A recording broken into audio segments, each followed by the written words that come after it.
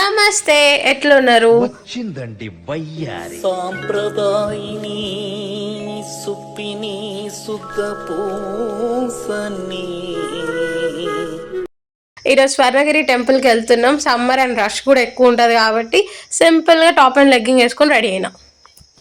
మన RTC bus దిగంగానే ఇక్కడ మనకి షేర్ ఆటోస్ ఉంటాయి. ఒక 20 రూపీస్ ఇస్తే మనకు టెంపుల్ ముందు దింపుతారు. మేము టెంపుల్కి వెళ్ళేసరికి అరౌండ్ 5 o'clock అయింది అనుకుంటా. అసలు కాలు కాలుతున్నాయి నడుస్తుంటే. అస్సలు మార్నింగ్ టైంలో ప్లాన్ చేసుకోకండి, ఈవినింగ్స్ ఆర్ బెస్ట్.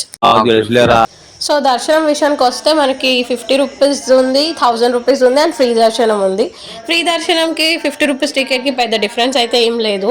1000 రూపీస్ అయితే మాత్రం మనకి 4 మెంబర్స్కి డైరెక్ట్ దర్శనం ఉంటుంది. అలాంగ్ విత్ వాళ్ళు ఒక స్వామివారి ఫోటో ఫ్రేమ్ అండ్ ఒక లడ్డు ఇస్తారు.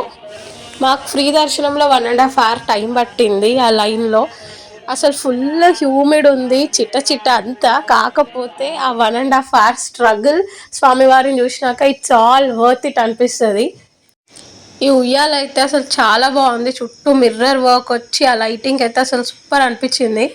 The highlight of the temple కోనేరు. అసలు అక్కడ నుంచి అసలు వెళ్ళబుద్ధి కాదు, అంత బాగుంది వ్యూ.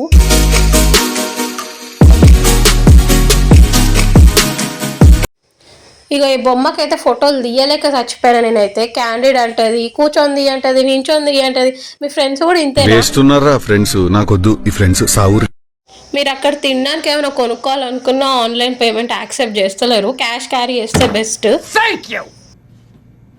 అక్కడే భువనగిరి బస్ స్టాప్ దగ్గర రేణుక ఎల్లమ్మ తల్లి టెంపుల్ ఉంది. సో అక్కడ కూడా వెళ్ళి దర్శనం చేసేసుకొని వచ్చేసినాం. సో ఫైనల్లీ స్వర్ణగిరి టెంపుల్ భయపడేంత రష్ ఏం లేదు ప్రస్తుతానికైతే. వీకెండ్స్ కాకుండా వీక్ డేస్లో అయితే బెస్ట్. అది కూడా ఈవినింగ్ ప్లాన్ చేసుకుంటే బెటర్ ఉంటుంది.